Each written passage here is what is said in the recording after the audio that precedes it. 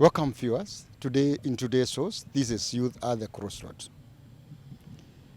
I wish I knew is a common saying among many people, and more so among the young generation. At the time you ask somebody, do you care? And they tell you, I do not care. In today's show, we talk about attitude. And more so, we'll major on a don't care attitude. Because this is an attitude with so many people, and more so many young people. And with us today to help us discuss this topic, we have the voice of the young people. At the far end, we have Kiama. Hi. Followed by Mudhoni. Hi. And then we have Corey. Hi. Next to Corey is one of our guests today who will be helping us to discuss this topic. Rogers Munene, a motivational speaker, a chaplain in our high schools, and who have authored two books. One of the books that he has authored is Youth, Love and Love Life. And he has authored yet another book, My Grade, My Project. This is an able guest that we have tonight. Next to her, or next to me, is Mwarim Ann Geshangi, a gospel singer and also a high school teacher. Karibu Ann. Thank you. So attitude, and more so, I don't care attitude. Lodges, before we come to I don't care attitude, just tell us what is the importance of an attitude, as you also define the word attitude for us. Thank you very much, our guest, DYO. One of the finest dictionaries, the fairest dictionaries, defines attitude as a mental perception and conception of things that are in existence or things introduced to us. What does that mean? The way you partake anything introduced to you or anything that you discover in life is your attitude. If you think it's difficult, that's your attitude. If you think it is possible, it is not difficult, that is your attitude. The mental perception and conception. Now, the Bible attempts to define attitude in quite a number of verses, but in the book of Proverbs, chapter number 23, verse 7, the Bible speaks about, as a man thinketh, so he is.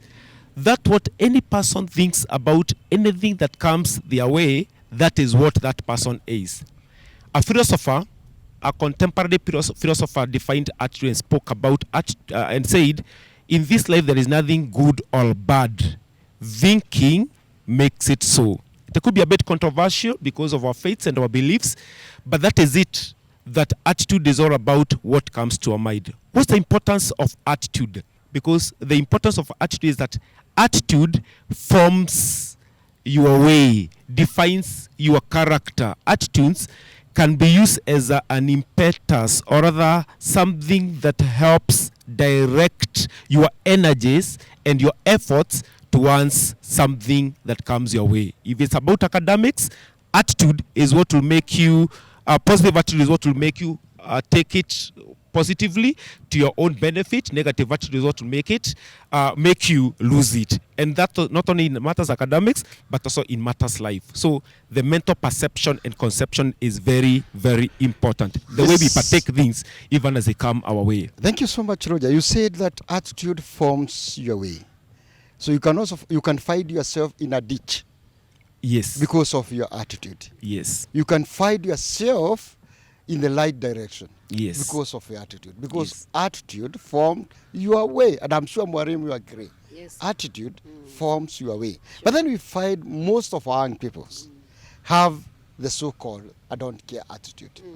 Maybe help us to understand. If you have anything to add on the importance of attitude, and also tell us what informed a don't care attitude. I think Rogers has defined attitude very well, and I may not really need, but one thing we know is that attitude determines our actions. What we do is determined by the attitude we have. If we have the right attitude, then we will do it the right way. If we have the wrong attitude, then we are likely to fail, and we end up not achieving what we want. Now, there are things that have made us have the wrong attitude, that don't care attitude. Some of them is frustrations. Sometimes you have tried something and you have failed and you have been frustrated. So because you're frustrated, now you don't care. Like for example, if we go to the students, you have tried to do mathematics and last time you got 20 out of 100, and now this time instead of getting 20, 25, you even got 18. And so because you realize, I think even the hard work is, I don't care. I will not even bother with those homeworks and all the others. In life, there are those youths who have started a small business. It has failed. And then you say, sita tumbuka tena. And so you just don't care. And you go about spending money and doing things and engaging yourselves in activities that are not going to be helpful to you. Sometimes bitterness can also bring about don't care attitude. Somebody did to you something very wrong. Maybe even it's your parent or your mother. Like sometimes even girls have been molested or abused. You find a girl was once abused and maybe she was raped. And so because of that, she hated the whole thing and now she doesn't care. So she goes giving herself to everyone because she thinks she is not, she has lost value. So that informs her attitude. Others are the things that we are engaging ourselves in. Like you are in drugs, you're already, you are an alcoholic or you're taking alcohol, so you don't care. You just go about things and you are not thinking about tomorrow. So those are some of the things that bring about I don't care to do. And even revenge. Sometimes somebody did you something wrong. So in the process, you want to revenge. And you're not revenging on to that person. You're just vetting your anger and frustrations to everyone. Anybody. So you're just going on doing things. You don't care. You talk to this person rudely. You talk to another one anyhow. You don't obey your parents. You're not following rules and regulations that have been set forth in life. And so these are some of the things that inform us to have a don't care attitude. Yeah. Rogers, Yes. what informed a don't care attitude?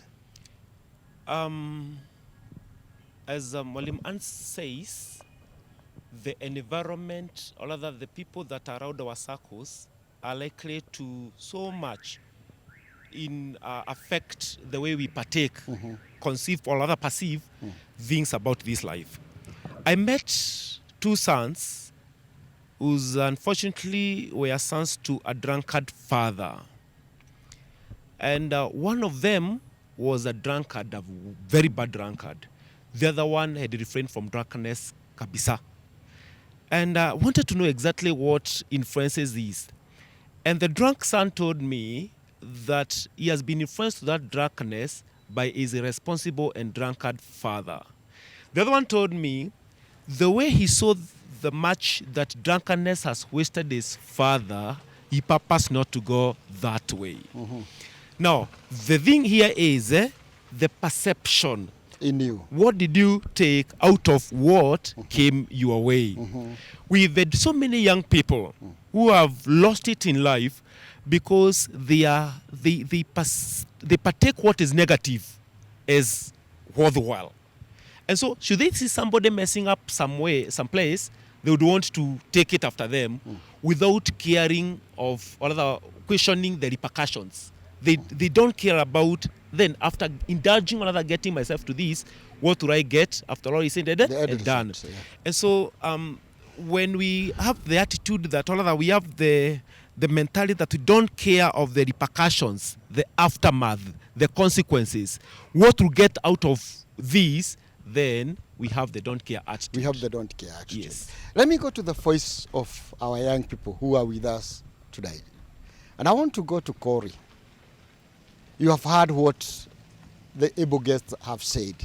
And I want to underline something which was said by Anne, that sometimes you feel that you are powerless because of the things that has befallen you. And therefore you can do anything. In other words, you don't care about your life, you don't care about what you eat, you don't care where you sleep, you don't care because you are powerless. I mean, are this the youth? Are we talking about the youth that you people lead? Yes, sometimes I can echo those ones. Mwalimu said that some youths feel that they are valueless because some things happened to them that they feel that I'm of no use, so I can do anything I want. So they don't care what the people say. They don't care what the life brings on their way. They do as they want to do, not regarding what the society sees. For example, you find some ladies, if one was raped, let me refer back. You can find her indulging herself in to prostitution because ana life, anaona maisha yake ni kama sasa imekuwa ovyo. So hata aki-engage in those things, he doesn't care. She doesn't Let's care. hear from Mudhoni. Yes.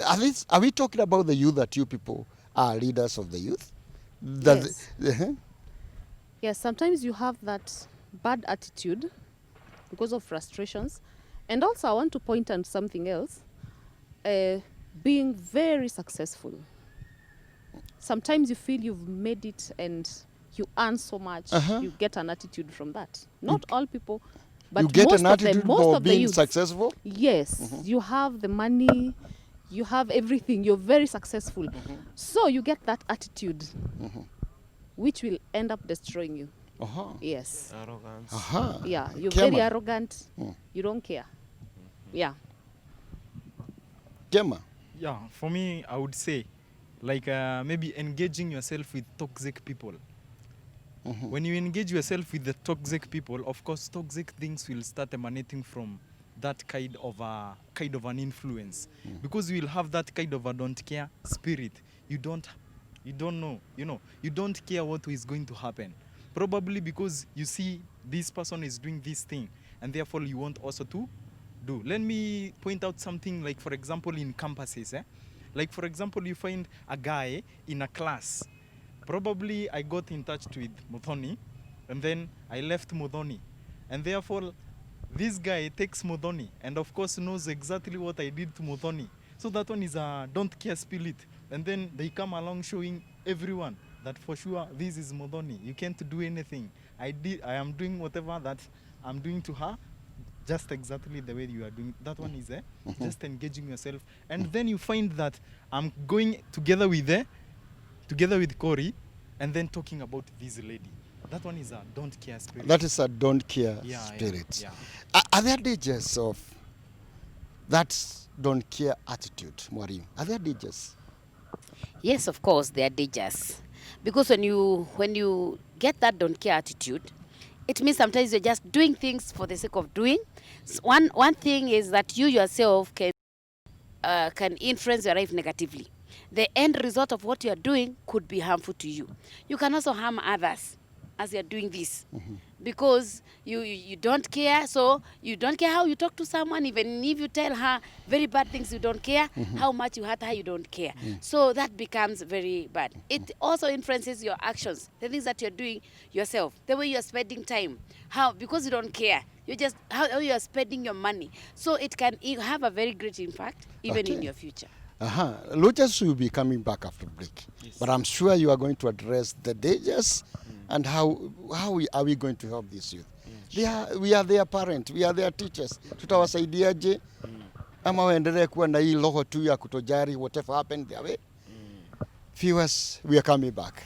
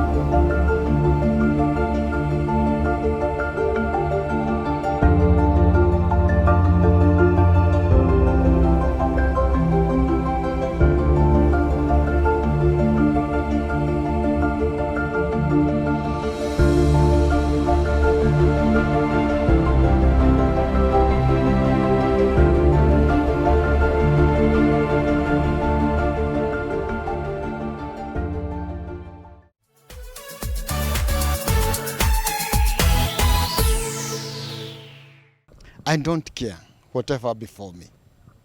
But then the same people who say I don't care at times start crying and saying, I wish I knew. As we were going on break, we were discussing the dangers of a don't care attitude. And I want to come to you, Rogers. Yes.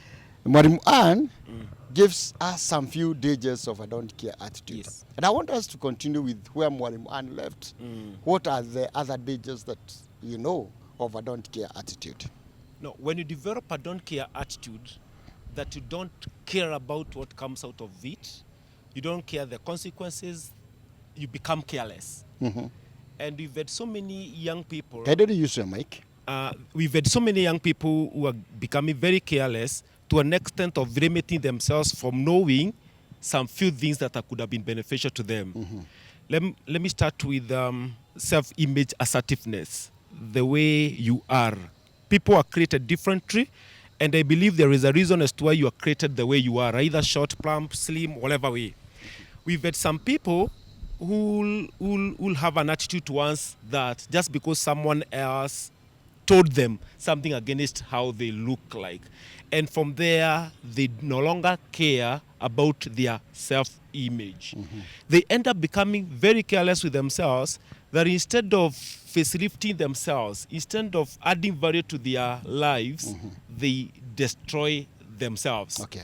I remember in my case one time I was able the darkest boy in class, my nickname was Blackout. But something told me, let me not care much about what they're saying and be concerned about what I feel about myself. Now, there are people who you tell something like that and they take an offense. And so the prowess, the abilities, the talents that are deposited in them are not exposed fully. The other thing is we've had people who don't care, and eventually they find themselves wasting their lives just too much. They get to the path that's called, and said, if you get to the path of I don't care, you get to a destination of a city called I wish I knew you. We've had so many young people who don't care about their associations, and eventually they get influenced negatively.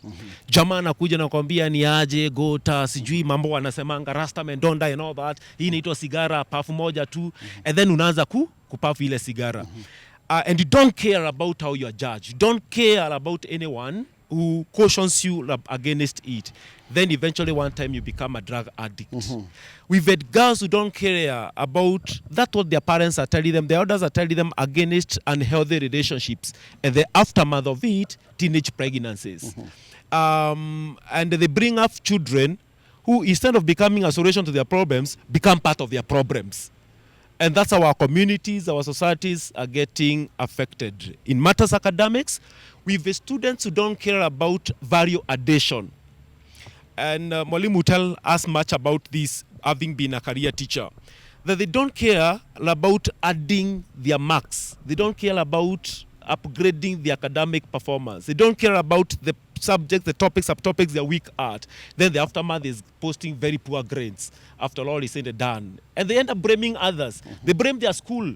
They blame their teachers. They blame their parents of not having taken them to the good schools. But that's not about, it was not about that. What I'm about hearing yes. you say is there a lot of risk. A lot of risk in it. In a don't care attitude. And We you have ought to mentioned care. some, being a drug addict, kupata ball, unafanya kufanya abortion, unakufia hapo. Yes. There are a lot of risk becoming a drug addict. There is a lot of risk. And now what I'm wondering, do these people know that there is risk?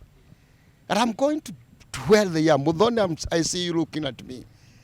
All this risk, kupata ball, becoming a sexual predator, following yourself in people who are taking advantage of it, do they know that they are risky? Yes, they do. Okay, youths do, but they have a saying that says, I'll cross the bridge when I get there. So you don't care what happened? You will cross the bridge when you get there. You'll cross the that bridge. means when it comes, nitadili nayo. Yes. Ukipata ball utadili naye. Yes, sasa ikikuja, that's when I'll think of, Aha, I'll cross that bridge. Kema, you cross the bridge when you reach there. Do you people know that there is risk? Yeah, we know there is risk. Of course, another saying that we have to test the waters before we plunge deeper. And by that, Hata kama hiyo water una test imepoisoniwa.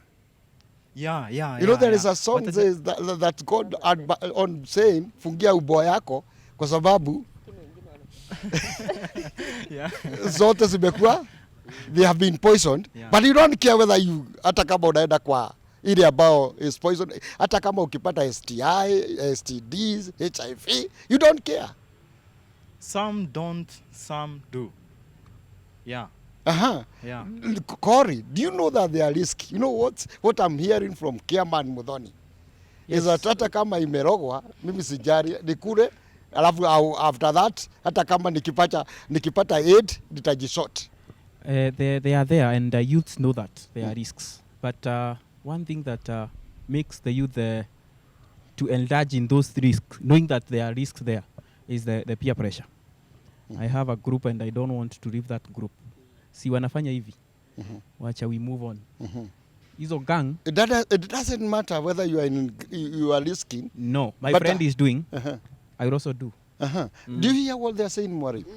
That they know they are dangers, but they are going to cross the river once they get there. they get there. Wengine wanasema ya kwamba, you know, let me test nione kama ni test nione kama imerogwa. And then the issue, my friend are doing it, why not me? Marafiki zangu wanafanya, kwa nini mimi nisifaa? Yeah, that's true, and it's an attitude that is with very many, the youths, and including some adults. But these attitudes have consequences when you get yourself to such an attitude. Like we said, ulikuwa unasema hata kama I will test the waters before I plunge in. Maybe who knows when you're testing you'll drown. And so you And need many to, have. Yeah, and many have drowned. And unfortunately, some of the consequences that arise, they are you can never reverse. It will have been done and done. If you get HIV, you have got it, and there is nothing you can do about it. It means every day you have to swallow tablets. We are not sure how long you're going to live. We are not sure now. That affects the whole of your future. Ukiwaambia hivi, hata ukipata bori utoke, you never remain a girl again. Of course. Hata ukitoka, hata ukiabort. You'll never leave that alone. Those memories could haunt you the rest of your lives. Yeah. Who knows whether it can also affect your ability to have a baby tomorrow? Because you will get married and now you really want the baby. And you really want it at that time. And that could even be the cause of your marriage breakdown later. Because of a very small decision, I don't care attitude that you got somewhere and you did something for 5 minutes that affects the rest of your future. Let me come to you, Rogers. How do we help these people with a don't care attitude? They're there and you can hear them say. Yes. How do we help them? As Mwalimu Ann says, the consequences, anything that we get ourselves to, there is the aftermath, the consequences. There is that what to get out of it after all is said and done. I would encourage, encourage my younger brothers and sisters, the youth and teenagers that are following these, and even every other person, to be very careful with the aftermath, lest they get themselves to something that they will regret all the days of their lives.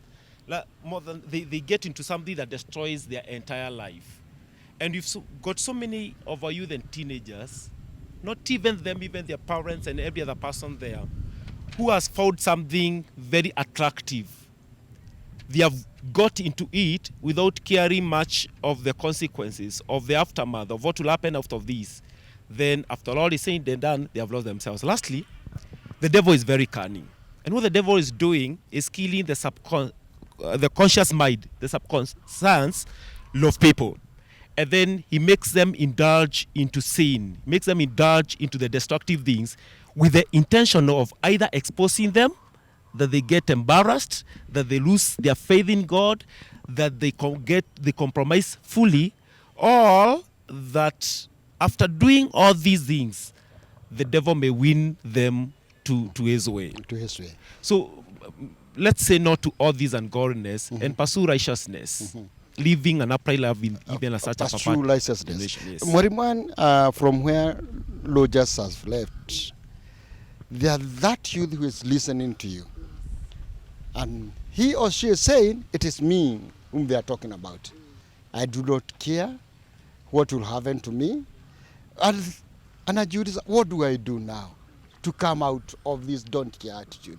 How do we help these young people who want to come out of the don't care attitude? Now, the most important thing and very good is that youth who has realized I have a don't care attitude. Because the problem is, if you don't realize you have a problem, then you cannot solve it. So if you have already accepted, the first thing is to accept. Look at yourself and see how you are doing things and see, am I doing them right? Then once you realize you have a don't care attitude, then come back to yourself. Now, how do you get out of this? Now, you get out of this by sitting down and thinking about your tomorrow. Realizing that life is not just today. It's not just about what you're doing today. There is a tomorrow. And realizing that you're not going to be a youth forever.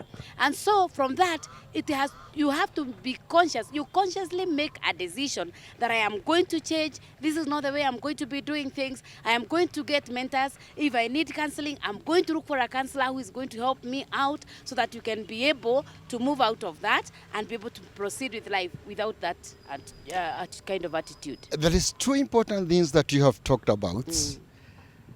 Getting a mentor, somebody who can mentor you from your don't care attitude, and also getting a counselor. And I want to come to Rogers. How do you get a mentor or a counselor who can help you come out of your don't care attitude? Because sometimes you can go to a friend, and then that friend mislead you completely. Yes, I start with mentorship. A mentor is someone who walks a journey to your establishment. Mentorship gives a speed of accomplishment. I would encourage our youth and teens not to tag themselves to only them that celebrate them, but even to those who step on their toes. Those who condemn them. Is that person who condemn them and step on their toes, at times push them just too much. That's somebody who wishes their growth. In matters counseling, if you feel like it is just too much and you're not able to control it, there are a good number of people that God has brought our way, among them teachers and the professional counselors, the clergy and their spouses. There are people out there who are willing to counsel you. And don't tag your help into matters material. Don't limit yourself to being helped because you don't have money. We have got people of goodwill who are willing to hold your hand, listen to you, and counsel you and have you to the right direction. Okay, we call to Kiama. Our time is. I want you to say your last word to that youth who has listened to you, that youth who has abused his life. I would say that you live a principled life. Make sure you a directful life. Make sure you don't test the waters, as we've listened to our mentors. Live a directful life, and eventually you will see yourself in a good life, and you will not slam a brick wall. Yeah. Yes, Mudhoni. What I'll tell that youth is that sit down, evaluate yourself, search yourself, get to know whether you have a bad or a good attitude. If you have a good attitude, well, that's fine. If you have a bad attitude, change. If you can't change by yourself, look for a mentor. If you don't know one and you know me, look for me. I'll connect you with Rogers, Ann Gishangi, or our DYU. Thank you so much. Oh, I like that. You get to see Mudhoni, and Mudhoni will help you greatly. Corey. Thank you so much. I can tell a youth there that don't do as others are doing. Be unique. Start to be counted. You are yourself. Yeah. Be yourself. Rogers, the youth are listening to you. A young man called Daniel, in the book of Daniel, chapter number 1, verses 8, at a time that he could have compromised, a time that he could have given up on himself and lost it, he resolved not to defile himself. Young people, make a resolution, make a resolve not to get wasted, and tag yourself to the right ways. There are consequences of all the things that you get yourself to. Be responsible, and the scammer said, have principles. They will take you a long way. Madam Gesangi. I have this to say. If you don't care about the things you're doing or about life, then life will not care about you. So it is time to take care. It is time to take care. And I want to say this. When God created you, He created you with a purpose. And I want to remind you that you are fearfully and wonderfully made. If you don't care about what will happen about you, God really cares about you. We also care. And that's where we are here, so that we can help you to telling you that you have a future. And the future is, your future is in your heart. You can make it or destroy it. And I want to end by this. In the book of Revelation chapter 2 and verse 3, this phrase is repeated 7 times. He who has ears, let him hear what the Spirit is telling the church. I am Kariuki Ngige. Until next time, good day.